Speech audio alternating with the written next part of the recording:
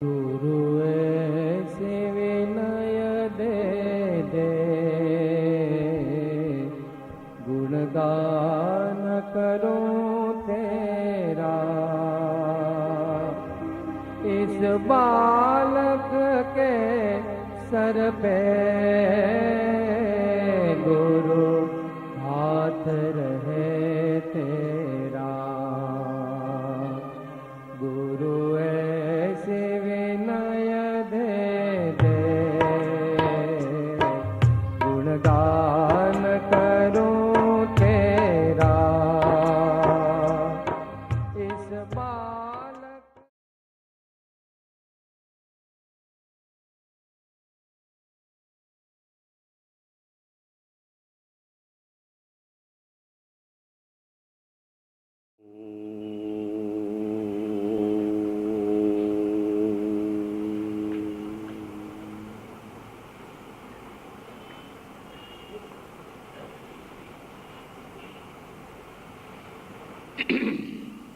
જાગૃત બનીએ. આપણો આત્મા એટેન્શનની પોઝિશનમાં લઈ જઈએ.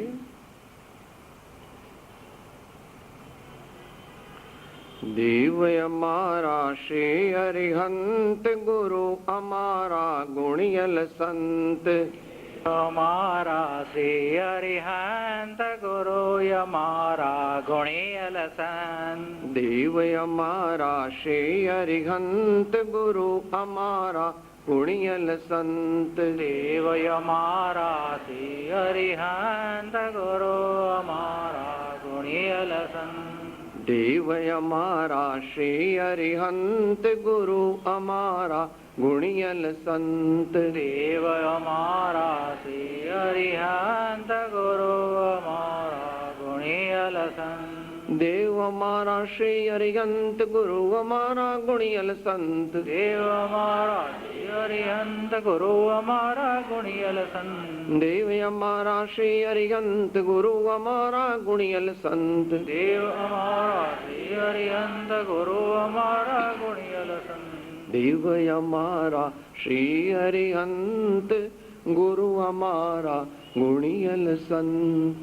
દેવ અમારા શ્રી અરિહંત ગુરુ અમારા ગુણિયલ સંત.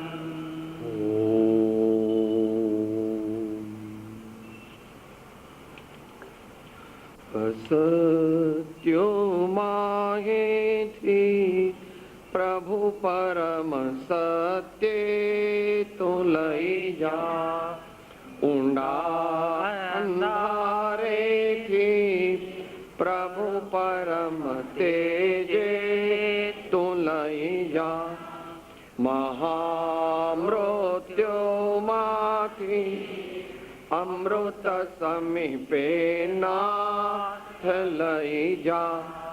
તો હીનો હું છું તો તુજ દર્શના દાન દઈ જા. તો હીનો હું છું તો તુજ દર્શના દાન દઈ જા. જે સ્વરૂપ સમજ્યા વિના પામ્યો દુઃખ અનંત. સમજાવ્યું તે પદ નમો. શ્રી સદગુરુ ભગવન.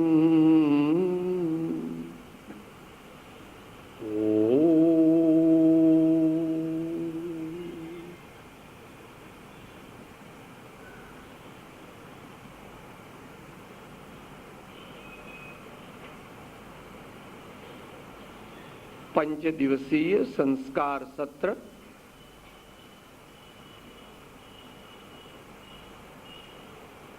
આજે તેનો ત્રીજો દિવસ છે.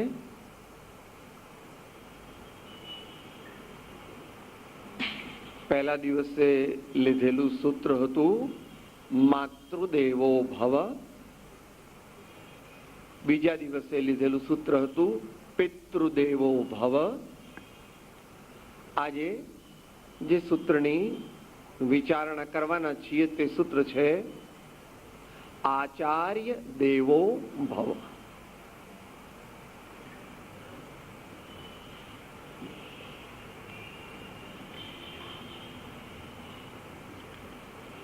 સામાન્ય દ્રષ્ટિએ વિચારીએ તો એમ લાગે કે આ 3 સૂત્રો છે, પરંતુ એ 3 સૂત્રો એ એક જ દોરામાં પરોવેલા છે.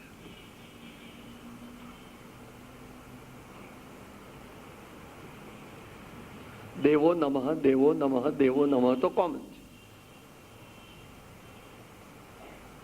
પહેલો શબ્દ ફરે છે માત્ર.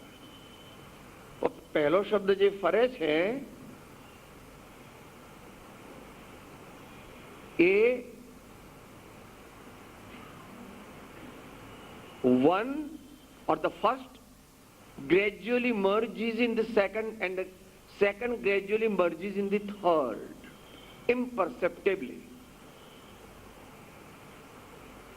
એનો પહેલે દિવસે વિચાર કર્યો તો આપણે કે ભાઈ આ માતૃદેવો ભવ પહેલા કીધું એટલે માતા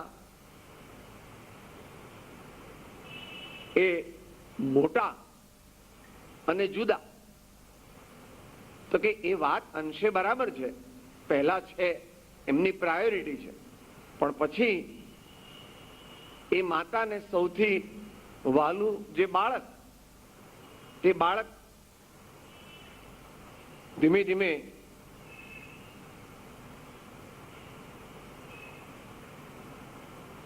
એને એના પિતાને બીજા વડીલોને એમ પણ એ ધીમે ધીમે ડિસ્ટ્રીબ્યુટ કરતી જાય છે. She expands the sphere of her love and એફેક્શન.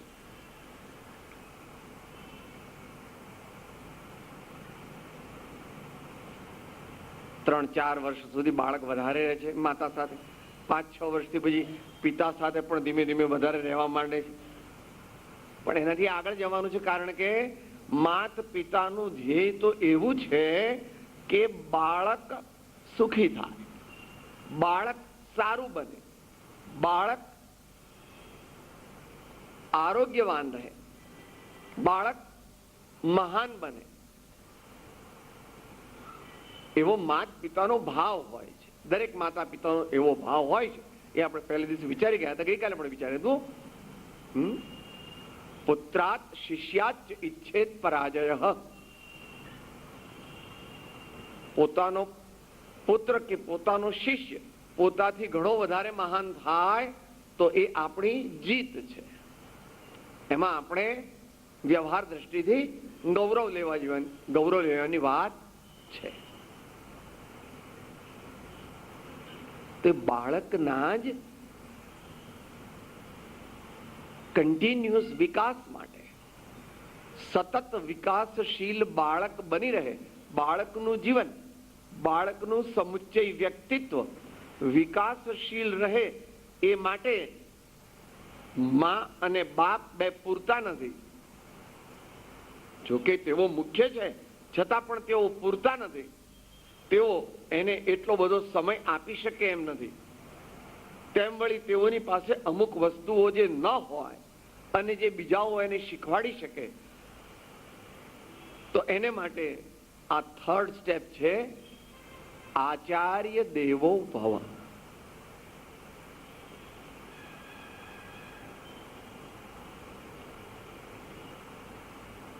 સામાન્ય રીતે આચાર્ય શબ્દનો અર્થ છે ગુરુ અથવા શિક્ષક અથવા પ્રોફેસર અથવા વિદ્યાના દાતાર વગેરે. પરંતુ એનો સામાન્ય અર્થ છે.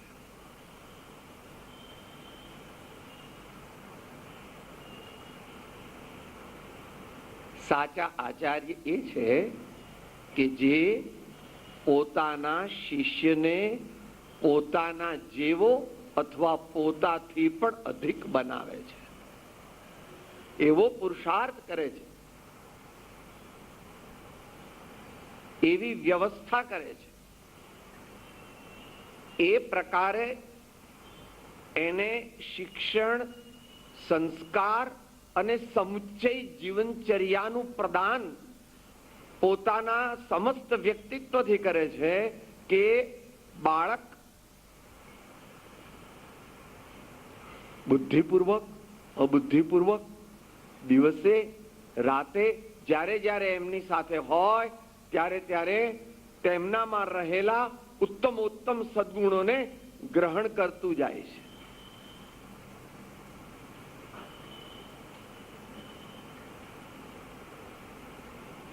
આચાર્યનું પદ ભારતીય સંસ્કૃતિમાં ઘણું મહાન છે.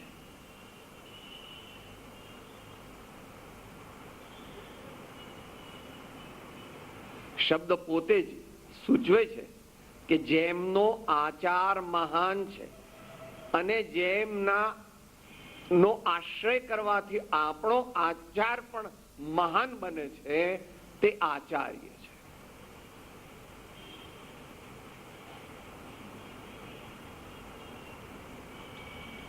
તેઓ માત્ર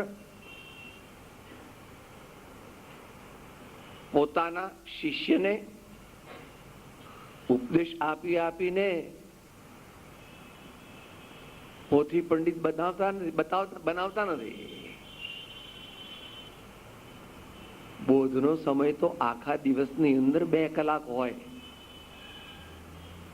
પરંતુ એમની સમુચ્ચય જીવનચર્યા જે છે એ એવી રીતે ગોઠવાયેલી છે કે બાળક જ્યારે એમને જુએ ત્યારે એમના શાંત ભાવને, ક્ષમા ભાવને, પરમ વિનયને, બોલવાની, મધુર વાણી બોલવાની અદ્ભુત એમની દિવ્ય કળાને, જગત તરફ જોવાની એમની દિવ્ય દ્રષ્ટિને,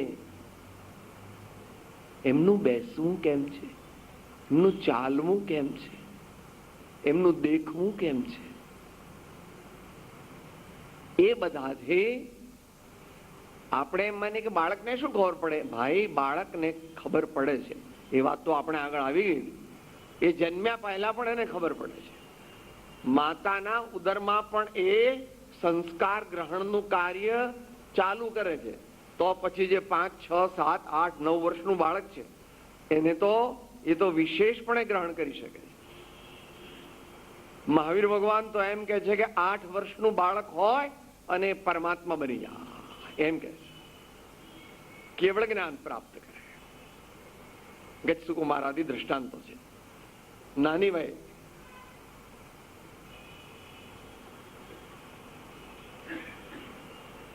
વળી જૈન પરંપરામાં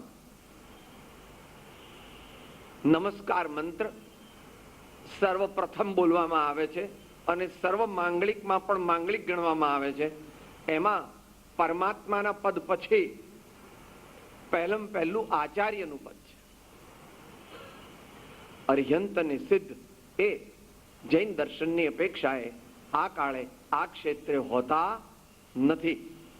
એટલે આચાર્યનું પદ એ 2 પછી કોણ? એટલે જો કોઈ અપેક્ષાએ ગણીએ તો અત્યારે ભગવાન કોણ? જૈન પરંપરાની અપેક્ષા વિચારતા આચાર્ય મહારાજ છે તે જ ભગવાનની જગ્યાએ છે. એટલા માટે આચાર્યનું પદ જે છે એનું ગૌરવ ઘણું છે, એની ગરિમા બહુ મોટી છે, પરંતુ એની જવાબદારી એથી પણ અનેક ગણી છે.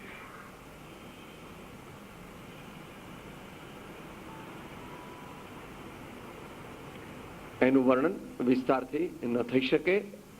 એ વિષય અત્યારે ગૌણ છે, પરંતુ ટૂંકમાં એની આધ્યાત્મિક દ્રષ્ટિથી વ્યાખ્યા કરી છે. પરિપૂર્ણ પંચાચારમાં વળી ધીર ગુણ ગંભીર છે.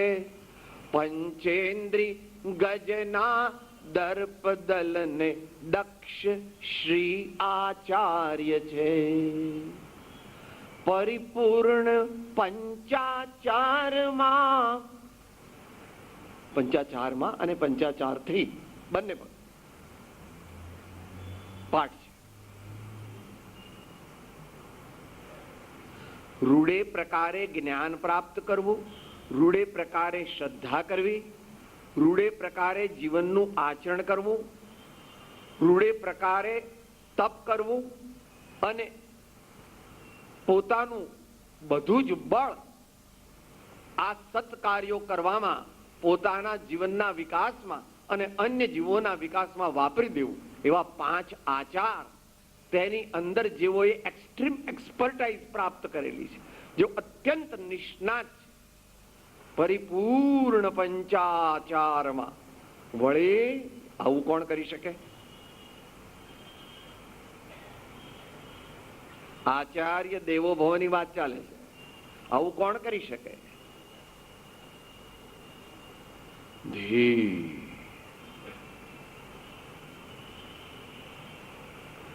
વિકાર હેતો સતિ વિક્રિયંતે યેષામ ન ચિત્તાંસી તએવ ધીરાઃ. ધૈર્યવાન મનુષ્યોની વ્યાખ્યા કરે છે.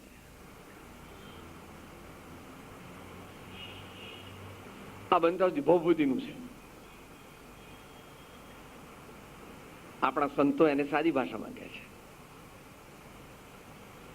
વિપદે પડે પણ વણસે નહીં, સોઈ હરિજનના પરમાણ રે. મેરુ તો ડગે પણ જેના મન ના ડગે રે, મેરુ તો ડગે પણ જેના મન ના ડગે, ભલે ભાંગી તે જાય બ્રહ્માંડ રે, ભલે ભાંગી તે જાય બ્રહ્માંડ રે.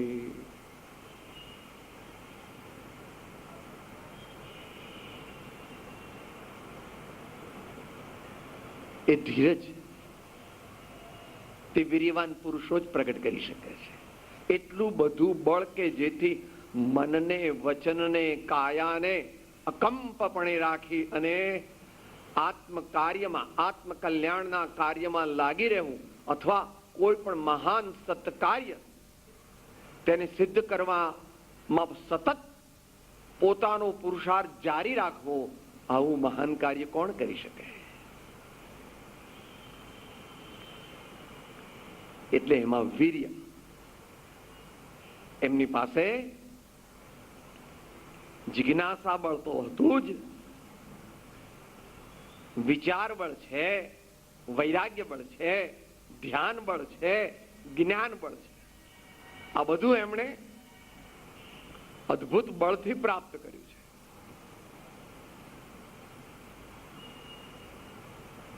પરિપૂર્ણ પંચાચારમાં વળી ધીર, ગુણ ગંભીર છે. એ આપણા જેવા એકદમ સમજી શકે એવું નથી. આપણે ખાબોચિયા જેવા છીએ, આપણે ખાબોચિયા જેવા છીએ. આપણી પાસે કાંઈ નથી તોય પણ આપણે તો મૂછો પર હાથ દઈને કહીએ છીએ કે સાહેબ બંગલે આવો તો ખબર પડે કે હું કોણ છું. આપણી પાસે કાંઈ નથી. આ લોકમાં પણ હિતકર વસ્તુ કોઈ ઉત્તમ નથી અને પરલોકમાં પણ કોઈ હિતકર વસ્તુ નથી. ઘણું ધન હોવું તે હિતકર નથી, અહિતકર છે. પણ જે ધન હોય તેને બાંટવું એ હિતકર છે. જે કંઈ છે તે આપવું તે મહાન મહત્તા છે. ઘણું હોવું તે મહત્તા નથી, તો દૂષણ છે. અઘરું છે સમજવું. એમાં આ જમાનામાં તો બોલાય નહીં આવું. બહાર નીકળે તો એને બે ચાર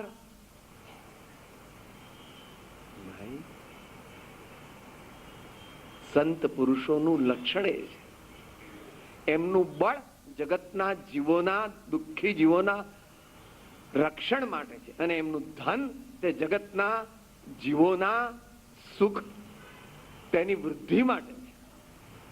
અને તેમની બુદ્ધિ તે શાસ્ત્ર જ્ઞાન પ્રમાણે દેવ, ગુરુ અને ધર્મ, તેમનો વિનય, ભક્તિ કરવી એમાં લાગેલી છે.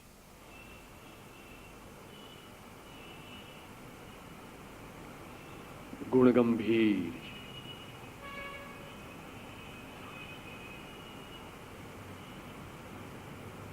ભગવાન તુલ્ય છે ને, આચાર્ય ભગવાન તુલ્ય છે.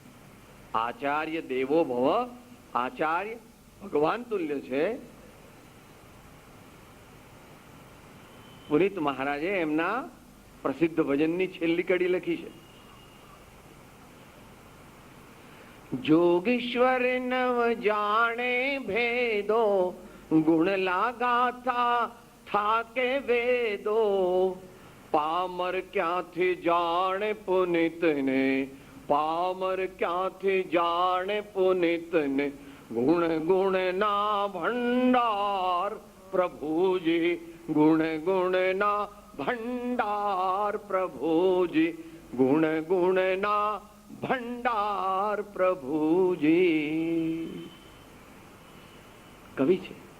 ગુણ ગુણના એમ પણ છે ને ગુણ ગણના એમ પણ છે. બંને રીતે અર્થ એક જ આવે છે. વળી ધીર ગુણ ગંભીર છે. સમુદ્ર છે.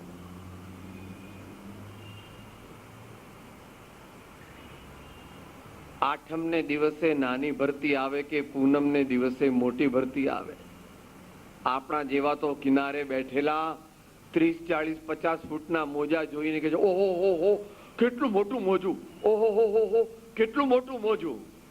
અરે ભાઈ, આ તો કાંઈ નથી. આવા તો લાખો કરોડો અબજો મોજા હજારો વર્ષથી જેમાં આવ્યા જ કરે છે ને પાછા એ મોજા જેની અંદર અંતર્ભૂત વિલીન થઈ જાય છે, સમાઈ જાય છે, એવા સમુદ્ર સમાન આચાર્ય છે. એવા મહાન સમુદ્ર ગુણગણના ભંડાર પ્રભુજી, અથવા અહીં કહે છે તે પ્રમાણે.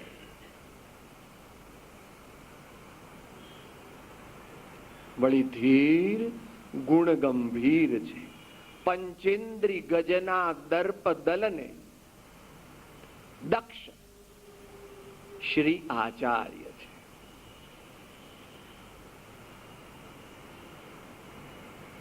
આ દુનિયામાં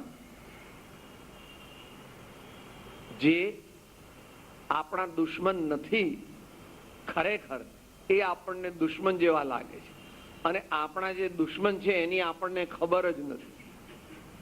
આપણા જે દુશ્મન છે એની આપણને ખબર જ નથી, કારણ કે બે તો અંદરમાં છુપાઈને બેઠા છે.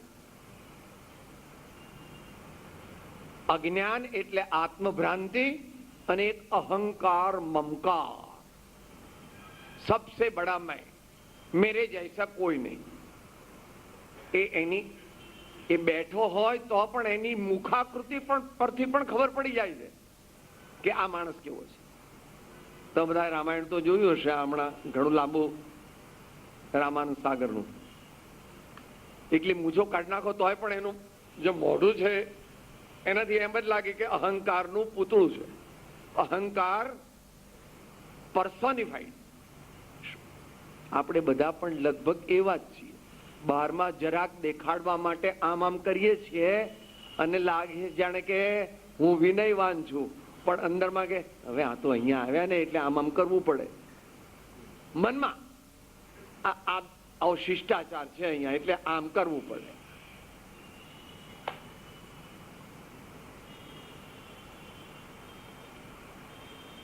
કઠિન છે, ગહન છે, તો પણ જ્યાં સુધી એ ન જાય ત્યાં સુધી આત્મજ્ઞાન થાય નહીં. And the reverse is also true, કે જો એ જતું રહે તો અવશ્ય આત્મજ્ઞાન. એવું મહાવીર ભગવાનનું વચન, એવું દરેક મહાપુરુષોનું વચન છે. જે આપણા દુશ્મન છે તે દેખાતા નથી આપણને, અને આપણે એને માનતા નથી દુશ્મન. કે આવું જ હોય સાહેબ, હું જો ને મારી આટલી વ્યવસ્થા ન કરી હોય શું સમજે છે એ લોકો? ખલાસ, ગયું, બધું ગયું, બસ હું કોણ, બસ પતી ગયું.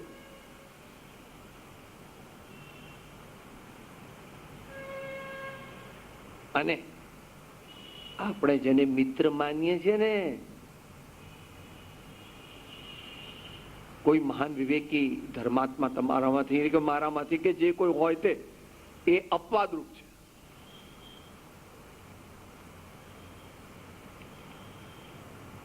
બોલે પણ ખરો ઘણી વાર, સાહેબ મારી આંખો તો એવી કે આ ગીધ અને સંભળી તો 4 ગૌ જુએ પણ હું તો ક્યાંય સુધી જોઈ શકું.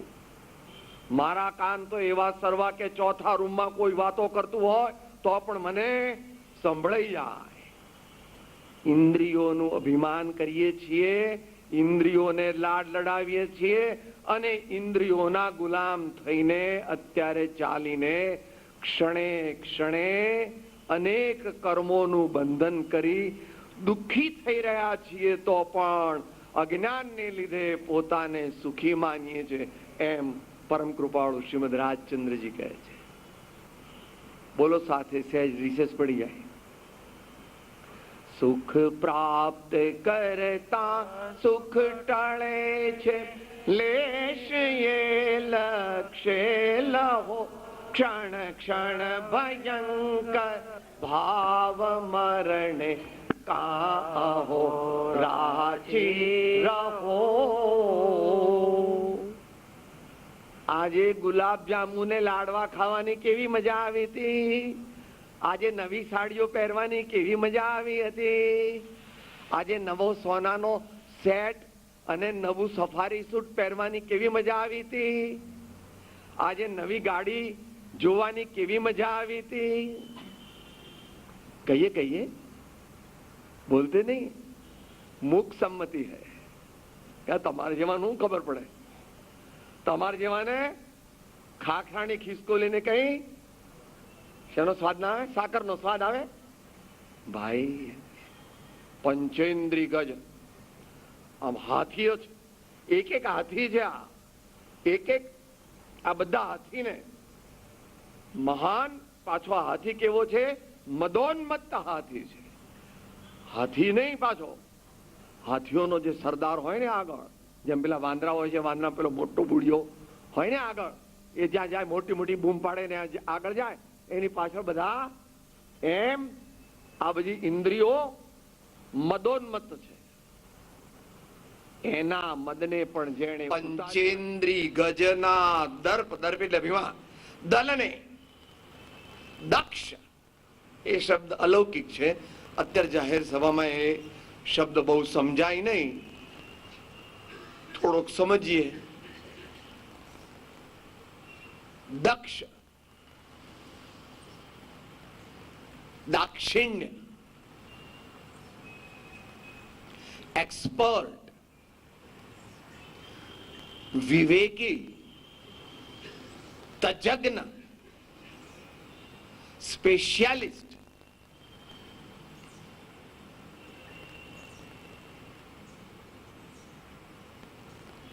दक्ष इज दक्ष.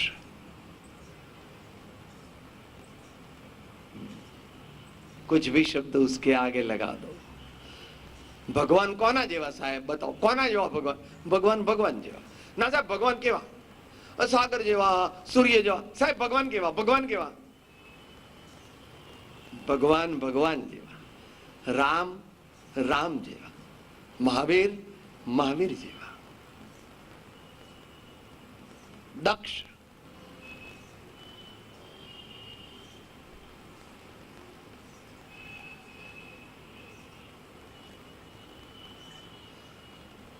વિવેક, બળ અને સાહસ આ ત્રણેય જ્યાં પૂર્ણતાને પામે છે ત્યાં પૂર્ણ દક્ષતા છે.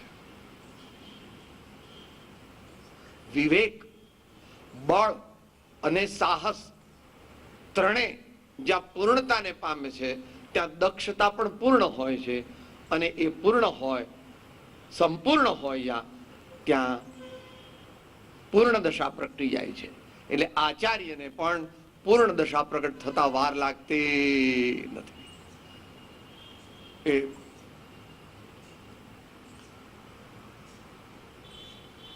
જૈન કર્મ સિદ્ધાંતથી સમજી લેવું. તો આ વાત ત્રીજા સૂત્રની ચાલે છે કે આચાર્ય દેવો ભવ. એ બધા ત્રણ જુદા જુદા સૂત્રો છે ને, કે જુદા જુદા છે એ અપેક્ષા છે. ખરેખર તો એક જ બાળકનો વિકાસ પ્રથમ થોડા મહિના ને થોડા વર્ષ થવામાં મુખ્ય નિમિત્ત તે માતા છે. ત્યાર પછી થોડો વિકાસ થવામાં પિતાશ્રી છે અને ત્યાર પછી વિશેષ વિકાસ થવામાં આચાર્યશ્રી છે. આવા જે આચાર્ય છે તે જે અપૂર્વ વિદ્યા આપે છે તેના બે ભાગ પડે છે, પરાવિદ્યા અને અપરાવિદ્યા. પરાવિદ્યા એટલે અધ્યાત્મ વિદ્યા, પરમાત્મ પદને પ્રાપ્ત કરવા માટેની વિદ્યા. અને અપરાવિદ્યા એટલે વર્તમાન જીવનમાં આગળ વધવા માટે, આજીવિકા આદિને પ્રાપ્ત કરવા માટે, લૌકિક શિક્ષણ વગેરે પ્રાપ્ત કરવા માટે જે વિદ્યાની જરૂર છે એ વિદ્યા તે અપરાવિદ્યા છે. જરાક શાંતિથી, નિષ્પક્ષતાથી, મધ્યસ્થતાથી વિચારીને આપણા મહાન તીર્થંકરો, ઋષિ મુનિઓ, આચાર્યોએ એ બંનેને સાપેક્ષ કહી છે. એ બંનેને એકબીજાની કથનચિત પૂરક કહી છે. કે સાહેબ એનું લોજિક આપો તો એ કેવી રીતે તમે કહો છો કે એકબીજાની પૂરક છે? કે જો ભાઈ સામાન્ય મનુષ્યને માટે એટલે કે ફાર મેજોરિટી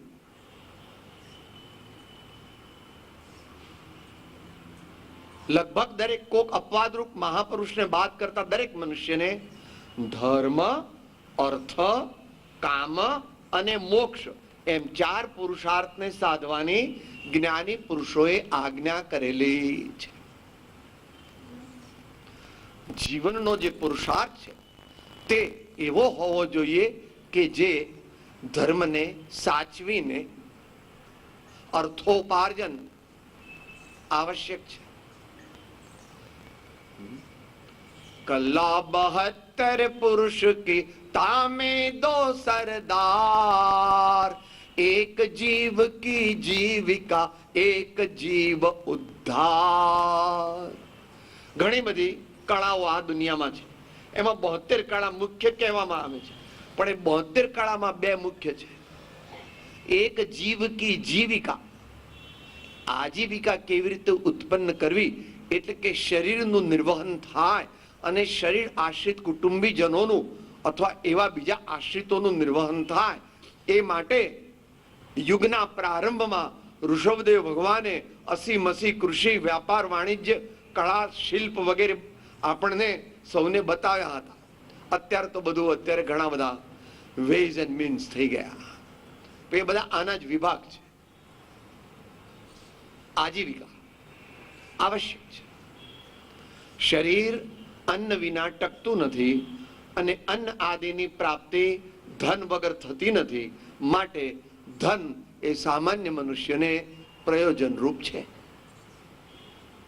પણ તે ધન અને સુયશને પ્રાપ્ત કરવો અથવા તો કોઈ પણ આપણી પાસે જે સારી વસ્તુ હોય તે આપણા શરીરનો વિલય થાય પછી પણ કોઈ ચાલુ રાખે એવી સંતતિને પ્રાપ્ત કરવા માટે કામરૂપી પુરુષાર્થ જે છે, તો એ બંને કેવી રીતે હોવા જોઈએ? ધર્મને બાધક ન બને તેવી રીતે. એટલા માટે સદગૃહસ્થના, શ્રાવકના લક્ષણમાં ઘણી જગ્યાએ ઘણા આચાર્યોએ, જ્ઞાનીઓએ એનું વર્ણન કર્યું છે, પણ લગભગ બધી જગ્યાએ પહેલું વિશેષણ કયું મૂક્યું છે? પહેલું વિશેષણ કયું છે? ન્યાયોપાર્જિત વૈભવ. ન્યાયોપાર્જિત વૈભવ. ઘણા પૈસા હોય તે અગત્યનું નથી, ઘણી સંપત્તિ હોય તે અગત્યનું નથી. ન્યાયોપાર્જિત વૈભવ. ધર્મ સહિત અર્થ, ધર્મ સહિત કામ અને ધર્મ દ્વારા જ મોક્ષ, ધર્મ દ્વારા જ મોક્ષ. સાચો ધર્મ કરે તો સાચો ધર્મ કરતા જ્યાં ધર્મનો એન્ડ આવે ત્યાં મોક્ષ છે.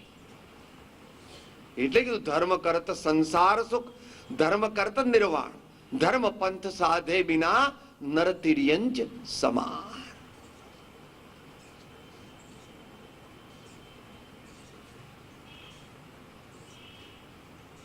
ભારત વર્ષની અંદર પરાવિદ્યાની મુખ્યતા છે. હાલ છેલ્લા 50 વર્ષમાં આપણે ઠીક પ્રમાણમાં આપણી સંસ્કૃતિનો રાસ કર્યો છે. એટલે ખરેખર આપણે સ્વતંત્ર થયા ત્યાર પછી આપણે ખરેખર માનસિક રીતે વધારે પરતંત્ર થયા છીએ. અને જ્યારે આ વિષય નીકળ્યો છે કે ભાઈ આચાર્ય દેવો ભવ, ત્યારે એ જરાક વિચારવા જેવું છે. થોડીક અંગત વાત કરીએ. ઈસવીસન 1947 દેશ સ્વતંત્ર થયો. ઈસવીસન 1949 જૂનમાં ગુજરાત કોલેજમાં એડમિશન મળ્યું આ દેહધારીને. 1950 1951 પછી ત્યાંથી મેડિકલ કોલેજ બાજુ જવાનું થયું. તે વખતે આચાર્ય દેવો ભવની વાત, તે વખતે કેવા શિક્ષકો હતા, કેવા પ્રોફેસરો હતા. એક ડોક્ટર નરગુણ હતા અને એક ડોક્ટર NM શાહ હતા, જેમના દીકરા SN શાહ અત્યારે અહીંયા ઓર્થોપેડિક સર્જન છે. હવે તો એ પણ નિવૃત્ત થવા આવ્યા. બંને કેમિસ્ટ્રી, ઓર્ગેનિક એન્ડ ઇનઓર્ગેનિક કેમિસ્ટ્રીના ડોક્ટર નરગુણ તો ખમીસ અને ચડ્ડી પહેરીને અમને લેક્ચર આપવા આવે, અને તો એમના પીરિયડની અંદર લગભગ બધા જ વિદ્યાર્થીઓ હાજર હોય. અને ડોક્ટર NM શાહ પણ એ જ પ્રમાણે અડધી બાઈનું ખમીસ, આમાં એમનું પેન્ટ કરે NM શાહ. રસાયણ શાસ્ત્ર તે સમયે જૂના, હજુ પ્રારંભિક અવસ્થામાં હતું એમ કહીએ તો ચાલે. એ વિશે એમણે પોતે પુસ્તકો પણ લખેલા છે.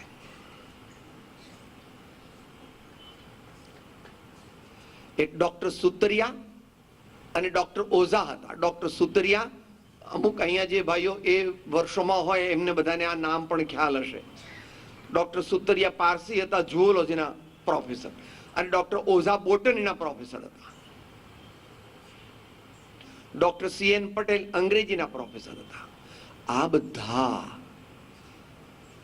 આચાર્ય દેવો ભવની વાત ચાલે છે કે તેઓ પોતાના જીવનથી આપણને શીખવાડતા હતા કે આવું જીવન તમને પ્રાપ્ત થાવ, આવું જ્ઞાન તમને પ્રાપ્ત થાવ, આવો વિદ્યા પ્રેમ તમને પ્રાપ્ત થાવ, આવો વિદ્યાર્થીઓને ભણાવવાનો પ્રેમ તમને પ્રાપ્ત થાવ, આવી રીતે વિદ્યાર્થીઓને ભણાવવાની એક અંદરની હોશ અને આવી પદ્ધતિ તે તમને પ્રાપ્ત થાવ.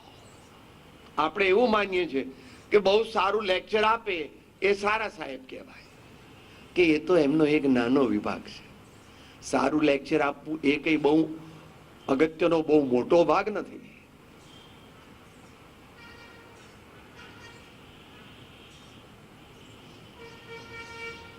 આ વાત પરાવિદ્યાની ભગવાન રામ તે ભગવાન વશિષ્ઠ દ્વારા, યોગ વશિષ્ઠ બીજા પ્રકરણનું કૃપાળુદેવ વાંચવાનું આપણને કહ્યું છે ને, અને ગ્રંથ યુગલમાં પ્રગટ પણ થયેલા છે. વશિષ્ઠ ઋષિ રામ ભગવાનને 16 વર્ષની ઉંમરે સમજાવે છે કે ભાઈ તમારી વાત, જે અપેક્ષાએ તમે કહો છો તે અપેક્ષાએ સત્ય પણ છે, અને બીજી અપેક્ષાએ પણ તમારે વિચારવું રહ્યું. કૃષ્ણ ભગવાન સાંદીપની ઋષિ પાસે શીખતા હતા.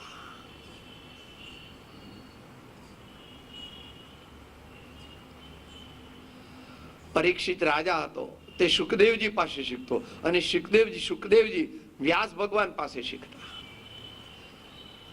આચાર્ય દેવો ભવની વાત ચાલે છે. ગૌતમ સ્વામી બધાય શાસ્ત્રો મોડે હતા, હજારો, અને છતાં પણ અંતરમાં પરમ શાંતિનો અનુભૂતિ નહોતી. અને ભગવાનની મુદ્રા માત્ર જુએ છે, હજુ તો ભગવાનની ધર્મસભા જુએ છે વગેરે. એનું લાંબુ વર્ણન છે. આપણે તો માત્ર અત્યારે એ જ વિષય છે કે મહાવીર ભગવાન જેવા ગુરુ અને ગૌતમ સ્વામી જેવા શિષ્ય, આચાર્ય દેવો ભવ. જો કે એમને માટે તો આચાર્ય પણ હતા ને પાછા અરિહંત એટલે પરમાત્મા પણ હતા.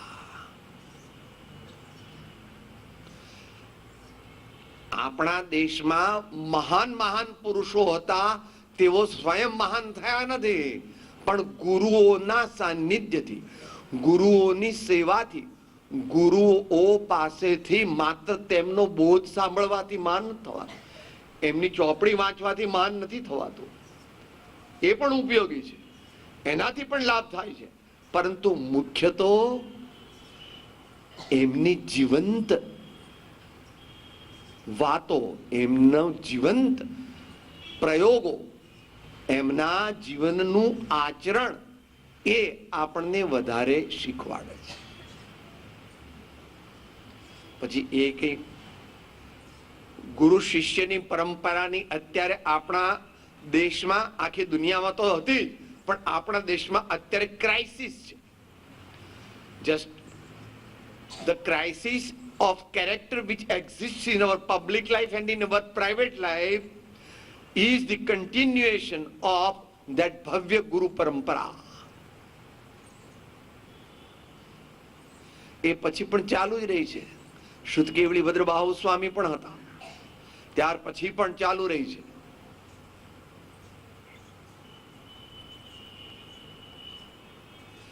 પાંડવો પણ પોતાના દ્રોણાચાર્ય ગુરુ હતા, તેમની પાસે શીખતા.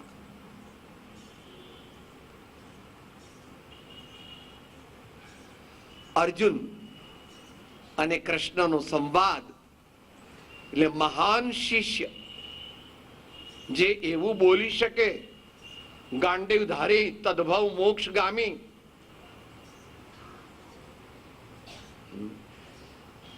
ગતો મોહ સ્મૃતિર્લબ્ધ્વા કરિષ્યે વચનમ તવ.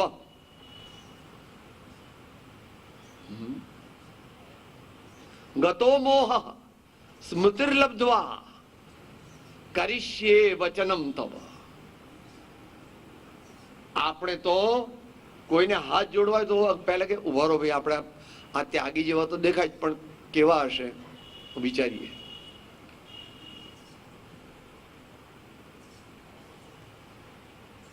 ઓફકોર્સ પરીક્ષા પ્રધાની પણ જરૂરી છે, ગુરુને પણ ઓળખવા જોઈએ, પરંતુ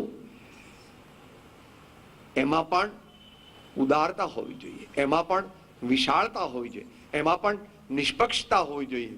અને સૌથી પ્રથમ મુમુક્ષુના નેત્ર ન હોય તો ગુરુની કઈ ઓળખાણ થઈ શકે નહીં.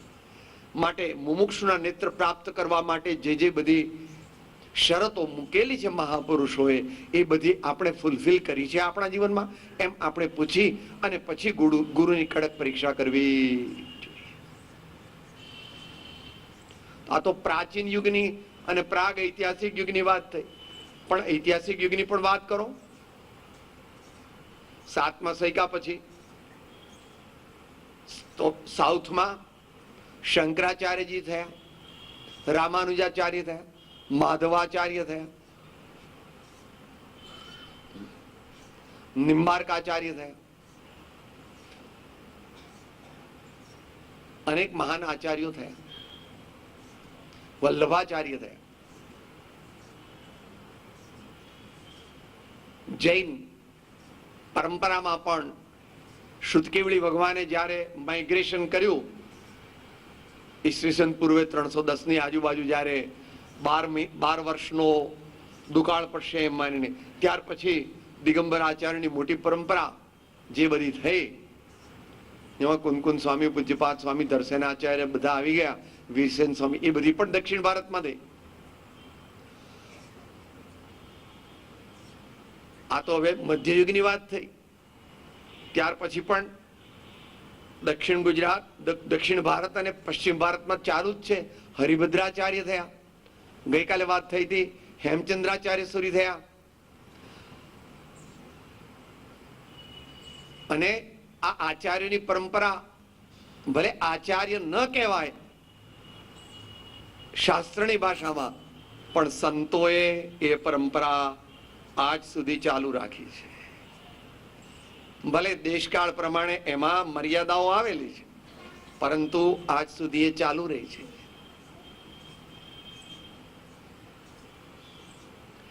એ જ દક્ષિણની વાત ચાલતી હતી. ત્યાં આગળ જ્ઞાનેશ્વર થયા, તુકારામ થયા, નામદેવ થયા, એકનાથ થયા વગેરે અનેક સંતો થયા.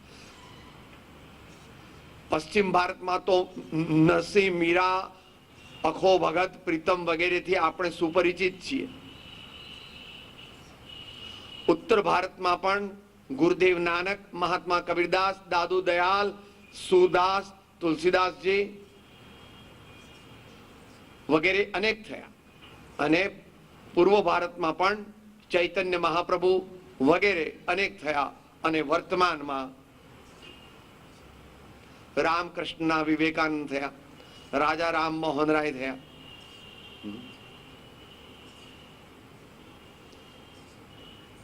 એવી આપણા દેશની ગુરુ પરંપરા જ્યારથી વિચ્છેદ થવા માંડી ત્યારથી આપણું પતન ચાલુ થવા માંડ્યું. એ પરમાર્થમાં જેમ સત્ય છે તેમ વ્યવહારમાં પણ સત્ય છે. એટલે હવે અપરા વિદ્યાની પણ આપણે થોડીક વાત વિચારવી જોઈએ. કારણ કે આજકાલનો પ્રોબ્લેમ, અને સમાજને તો પરાવિદ્યા સાથે બહુ સંબંધ ઓછો છે. ભલે 12માં સંબંધ ઓછો રાખો, પણ એની શ્રદ્ધા તો રાખવી જ જોઈએ. કારણ કે મનુષ્ય જીવનનું કાર્ય તમે ગમે તે કરતા હો, પણ ધ્યેય, મારા તમારા બધાના જીવનનું અંતિમ ધ્યેય તે ઉત્તમ ધર્મના આચરણ દ્વારા મોક્ષરૂપી ફળની પ્રાપ્તિ એ અંતિમ ધ્યેય છે. જો એ લક્ષ્ય ચૂકી જવાય તો ઘણી બધી વિદ્યા પ્રાપ્ત કરો, ઘણું બધું ધન પ્રાપ્ત કરો, ઘણું મોટું કુટુંબ પ્રાપ્ત થાય, એ બધું પૂર્વ પુણ્યના યોગે બને. પણ જ્ઞાની પુરુષો કહે છે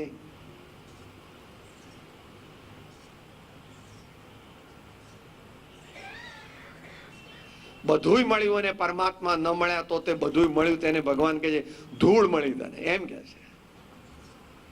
અમારા આચાર્ય અને સંતો તો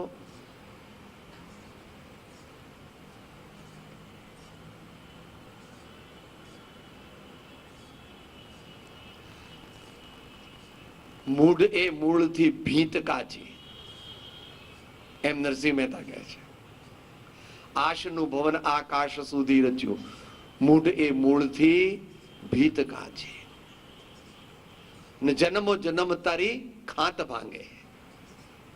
માટે આપણે કરવું પડે છે બધું કાર્ય, કારણ કે આપણામાં એટલું બધું સર્વસંગ પરિત્યાગ કરવાની કે મોક્ષને પૂર્ણપણે પ્રાપ્ત કરવાની શક્તિ નથી.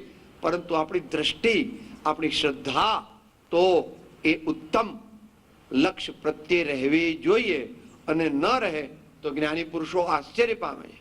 તો એ અરે ભવચક્રનો આંટો નહીં એક કે ટળ્યો, એમ કહે છે. તો અત્યારના જે પ્રોબ્લેમ્સ છે એમાં 3 ગ્રુપ છે. એટલે 3 જગ્યાએ આપણે સુધારો કરવાનો છે. શિક્ષણ ઘણું વધ્યું. 47 ની વાત આપણે કરી, 49 ની વાત કરી, 50 ની વાત કરી, આજે 2002 ચાલે છે. તો અહીંયા પ્રોફેસરો ઘણા બધા બેઠા છે, પોતાનો અનુભવ જાણે છે. કોઈક થોડા વિદ્યાર્થીઓ પણ બેઠા હશે, પોતાનો અનુભવ જાણે છે. અને ત્રીજો, આમાં કોઈ બેઠું હોય તો જે આપણી એજ્યુકેશનલ ઇન્સ્ટિટ્યૂટ્સ જે છે એના જે સંચાલકો છે એના જે ટ્રસ્ટીઓ છે, એના જે આચાર્યો છે, એ બધાએ પણ વધારે ગંભીરતાપૂર્વક ઇન્ટ્રોસ્પેક્શન કરવાની જરૂર છે. સુધરવું બધાએ જોઈએ, પણ ચેરિટી બિગિન્સ એટ હોમ અને આજે સૂત્ર ચાલે છે હવે, એટલે ચેરિટી બિગિન્સ એટ હોમ. ગુરુ આચાર્ય દેવો ભવ. આપણે કોલેજમાં પ્રોફેસર છીએ અથવા સ્કૂલમાં હેડમાસ્ટર છીએ તો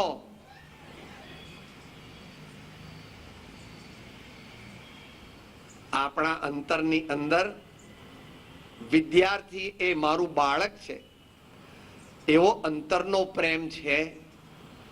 એ સુખી થાય, એ સારું ભણે, પોતાના જીવનનો સર્વાંગી વિકાસ કરે એવો અંતરનો પ્રેમ ભાવ હોય તો જ આપણે એને ભણાવી શકીએ.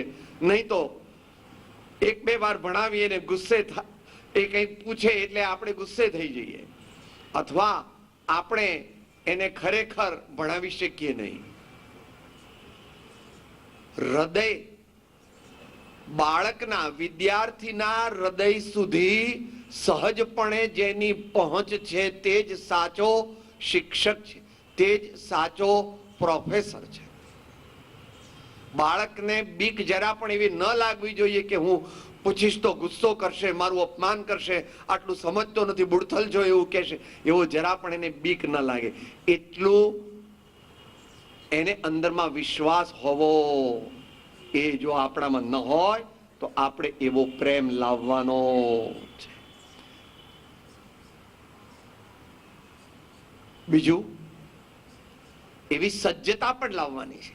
કોઈ પણ વિષય આપણે શીખવતા હોઈએ, બધા વિષયોની અંદર નવા નવા રિસર્ચ પેપર્સ બહાર પડતા હોય છે, શોધખોળ થતી હોય છે. એટલે જે સારો પ્રોફેસર છે, સારો શિક્ષક છે, જે સારી રીતે શીખવાડવા માંગે છે, તે પોતાના બાળકને છેલ્લામાં છેલ્લી ઢબની જે કંઈ પણ સંશોધન કાર્ય થયું હોય તેનાથી સારી રીતે વાકેફ રાખી શકે. એટલા માટે પોતાનું પણ જે વાંચન હોય તે અપ ટુ ડેટ રાખવું પડે, પોતાને દરરોજ અપગ્રેડ કરવો પડે કે મારા વિષયની અંદર નવી નવી કઈ કઈ વસ્તુઓ છે કે જે હું મારા બાળકને આપું, શીખવાડું, કે જેથી એ બાળકનું જ્ઞાન તે અપ ટુ ડેટ થાય. બાકીની વાત તો એને પોતાના ચરિત્રથી શીખવાડવાની છે. પોતાનું જીવન સાદું હોય, પોતાનું જીવન સરળ હોય, પોતાનો વ્યવહાર પ્રેમમય હોય, આવા પ્રકારના સદગુણો જો આપણામાં હોય તો જ બાળક આપણી પાસેથી ઉત્તમ વિદ્યા શીખી અને ઉત્તમ શિષ્ય બની શકે છે. એટલે આપણે એ ગુરુના પક્ષની વાત કરી, એની સાથે સાથે આપણે શિષ્યના પક્ષની પણ વાત કરવી જોઈએ. અત્યારે વિદ્યાર્થી જે છે એને પણ અંતરમાં વિદ્યા પ્રાપ્ત કરવી છે, વિદ્યા પ્રાપ્ત કરવી છે એવી અંદરની જિજ્ઞાસા નથી. ઠીક, ચાલો વળી સંજોગ, ક્ષેત્ર વગેરે પણ એવા છે. અહીંયા કોલેજ છે, બારમાં બે પાનના ગલ્લા છે, જોડે વળી પેલું પિક્ચર હાઉસ કે શું કહેવાય, થિયેટર છે. આવું બધું હોય ત્યાં આગળ વિદ્યાર્થીઓ ગપ્પા મારતા બહાર બેઠા હોય એવું બધું આપે જોયું હશે. એટલે આપણે ટીકા રૂપે કહેતા નથી, આપણે નેગેટિવ એપ્રોચ લેવો નથી, પરંતુ જિજ્ઞાસા હોવી જોઈએ કે સમય થયો, મારે મારો પીરિયડ એટેન્ડ કરવાનો છે. અંતરની જિજ્ઞાસા ન હોય તો ગમે તેટલા સારા ગુરુ હોય તો પણ તે આપણને શીખવાડીને કઈ હોશિયાર બનાવી શકે નહીં.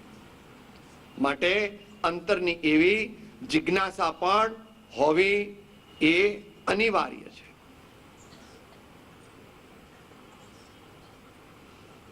વળી ડિસ્ટ્રેક્શન્સ પણ એટલા બધા આ જમાનામાં છે. આપણા જમાનામાં પણ હતા, પણ ઓછા હતા. અત્યારે બહુ વધારે થઈ ગયા. અને એમાં પણ એક તો ટીવીનું માધ્યમ, ચેનલનું માધ્યમ અને કોમ્પ્યુટરનું માધ્યમ, એનાથી ઘણું વિક્ષિપ્ત માઇન્ડ થઈ જાય છે. એટલે અત્યારે વિદ્યાર્થી પાસે કોઈ ધ્યેય નિશ્ચિત નથી. મારે કોના જેવું બનવું છે? આપણા જમાનામાં એવું હતું, મારે ગાંધીજી જેવા બનવું છે, લાલ બહાદુર શાસ્ત્રી જેવા બનવું છે, વિનોબા ભાવે જેવા બનવું છે. અમુક દિશા શૂન્યતા અને એક કોઈ પણ જાતનું ધ્યેય નિષ્ઠાપણું ન હોવાને લીધે અને સાથે સાથે પોઝિટિવલી વ્યસનોની ભરમાર હોવાને લીધે એ બધા વ્યસન તો તમને ખબર જ છે. કેટલાક કહેવાય એવા છે, કેટલાક કહેવાય એવા નથી, પણ એવા બધા અનેક વ્યસનો પણ આવી ગયા છે. એમાં એકલા વિદ્યાર્થીનો જ વાંક છે એવું હું કહેતો નથી, પણ વિદ્યાર્થીનો વાંક છે ખરો એમ પણ આપણે સ્વીકારવું તો જોઈએ.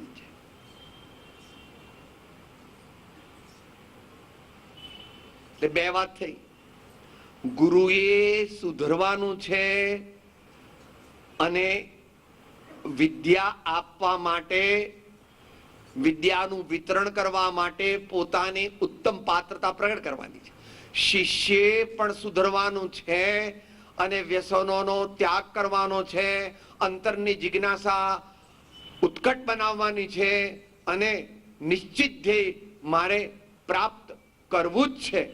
અને કોઈ પણ એક ઉત્તમ જે પોતપોતાને ક્ષમતા, સંસ્કાર, ઇન્ક્લિનેશન, રસ, ઉછેર જે હોય, મોટો ડોક્ટર બને, વકીલ બને, પ્રધાન બને, મોટો ચાર્ટર્ડ એકાઉન્ટન્ટ બને, દેશ નેતા બને, કોઈ પણ એક ઉત્તમ ધ્યેય, એમાં નિષ્ઠા હોવી એ જરૂરી છે. એ ન હોય તો શક્તિ કોઈ જગ્યાએ કોન્સન્ટ્રેટ થતી નથી અને ડિસિપેટ થઈ જાય, વિખરાઈ જાય છે અને જોઈએ તેવી વિદ્યા પ્રાપ્ત થતી નથી. અને અમુક અમુક વસ્તુઓ જે અત્યારે કીધી વ્યસન વગેરેની, અથવા ઓવરયુઝ ઓફ કોમ્પ્યુટર અને ટીવી, એનાથી આંખોનું શક્તિ તો ઘટે જ છે, પણ એક પાશ્ચાત્ય વિચારકે જ એને ઇડિયટ બોક્સ નામ આપ્યું છે, એ બહુ વિચારણીય છે.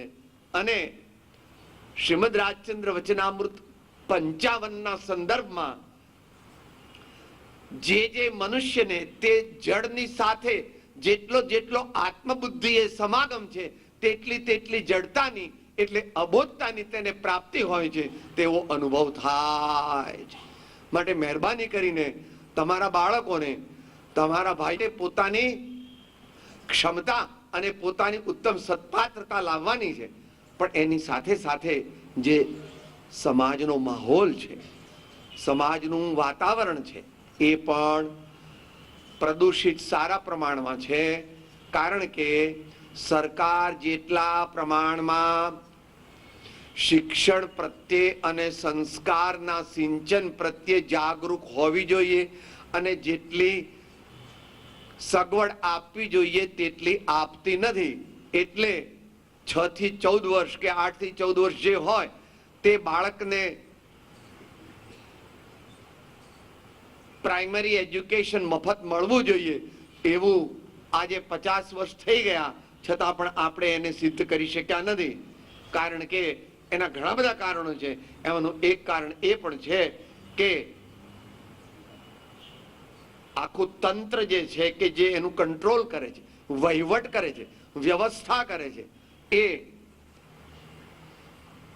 ગવર્મેન્ટ સ્તરે એટલે કે પબ્લિક લેવલે એનું સુયોગ્ય સંચાલન થતું નથી.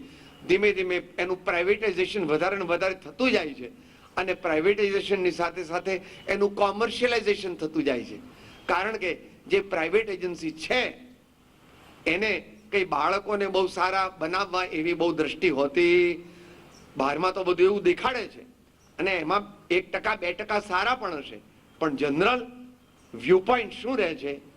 પૈસા કમાવાનો રહે છે. એનું છેલ્લું દ્રષ્ટાંત આપી અને આપણે અંતમંગળ તરફ ચાલીએ છીએ. ગઈકાલે જાણવા મળ્યું કે મધ્ય મુંબઈની અંદર એક એવી ઇન્સ્ટિટ્યૂટ ઊભી થઈ છે જે એન્જિનિયરિંગનો ટ્રેનિંગ આપે છે. એટલે બધી બ્રાન્ચીસ અને એની ઉપશાખાઓ પણ હશે, એ બધાને ગણતા એની ફી 3.5 લાખ રૂપિયા. ફી કેટલી? 3.5 લાખ રૂપિયા. અને તોય મેમ્બરશીપ અત્યારે કેટલી છે? 29,000. જો આ આપણા દેશની સ્થિતિ કે આચાર્ય દેવો ભવ, તો સામાન્ય માણસ એ વિદ્યા કેવી રીતે પ્રાપ્ત કરે, ક્યાંથી પ્રાપ્ત કરે, કેટલી પ્રાપ્ત કરે, આનું એક આ તો દ્રષ્ટાંત. તો આચાર્ય દેવો ભવ એમ આપણે અવશ્ય કરવાનું છે, પણ તે માટે આપણે સૂત્ર એકલું પોકારીશું તો કામ નહીં થાય. ગુરુએ એટલે વિદ્યા દાન કરનારે દરેક રીતે સુધરવા માટે કોશિશ કરવી પડશે.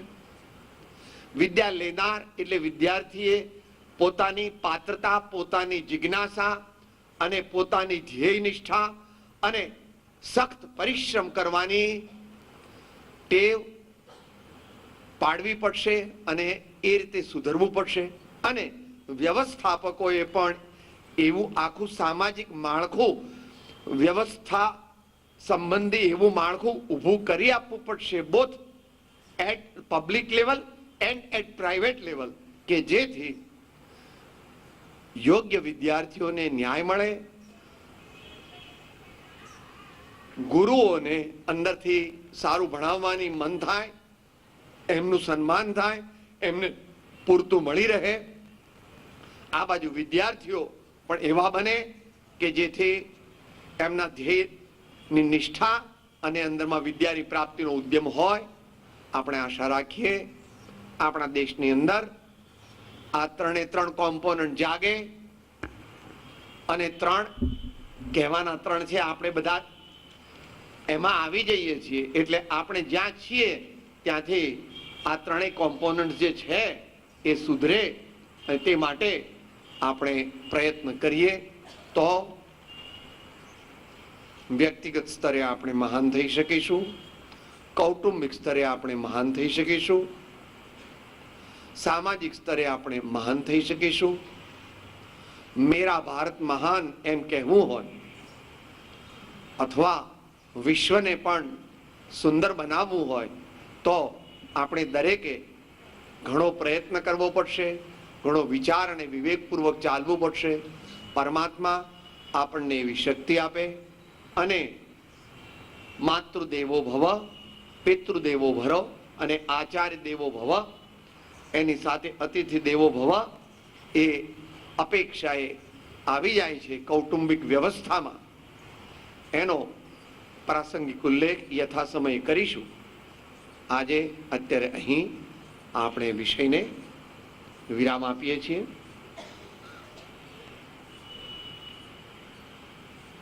સર્વેપી સુખિનઃ સંતો, સર્વે સંતો નિરામયાઃ, સર્વે ભદ્રાણિ પશ્યન્તુ, મા કશ્ચિદ દુઃખમાપ્નુયાત.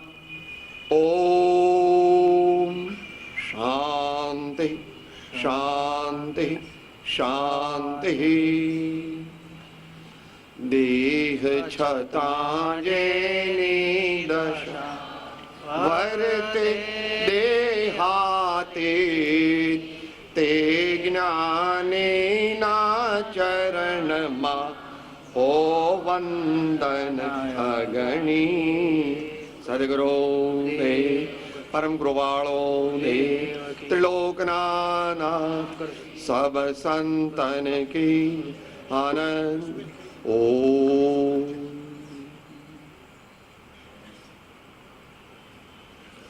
હું આત્મા છું, હું આત્મા છું, આપનો સેવક છું, આપનો સેવક છું, સૌનો મિત્ર છું. સૌનો મિત્ર છું. હું આત્મા છું, હું આત્મા છું, આપનો સેવક છું, આપનો સેવક છું, સૌનો મિત્ર છું. સૌનો મિત્ર છું. હું આત્મા છું, હું આત્મા છું, આપનો સેવક છું, આપનો સેવક છું, સૌનો મિત્ર છું. સૌનો મિત્ર છું.